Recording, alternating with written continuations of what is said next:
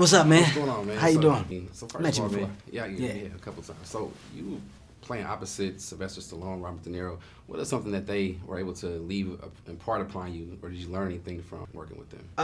From Sylvester Stallone, I loved how he was involved with this film on and off camera. You know, from the writing of it to making sure the production and the setups of the cameras and placements of the boxing choreography.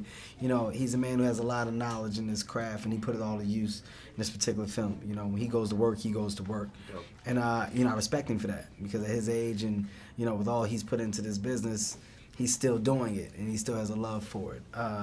With Robert De Niro, man, the same thing, you know, coming in, being prepared, knowing his lines, and, you know, bringing more to the table and having a relationship with his other castmates and just watching the way he treated people around him. You know, it's no coincidence that these guys are where they are. Absolutely. When it came to the film, you know, it talked a lot about old age and kind of dealing with stuff that people typically don't like to address. Has there ever been a topic or anything that you kind of have been hesitant to address? Yeah, I don't really deal at this point in time in my career.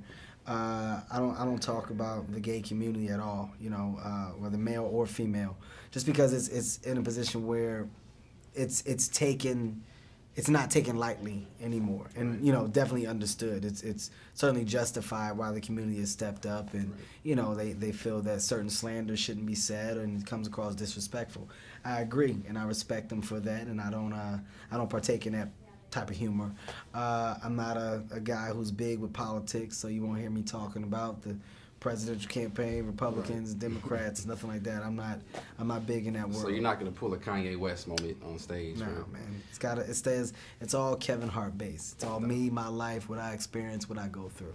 You know, there was a couple moments in the film where you kind of had your moments where you spazzed out. Mm-hmm. What do you feel about having like a Kanye moment? What do you think about Kanye lately? Well, you know, I think everybody has a breaking point. It's just where you choose to have that breaking point. You know, I've had those breaking points. They've just been around, you know, people that are comfortable enough with me where they can hear the breaking point and not judge me by it later. But, you know, I don't judge Kanye or hold anything, you know, against him. You know, he's a passionate guy. If anything that you can say, take the fact that he's passionate. I know him. He's a friend of mine. He's like that with everything. He puts his passion into his work. And right now, this clothing thing is pissing him off because he wants somebody to understand that he is passionate about it. He knows what he's talking about.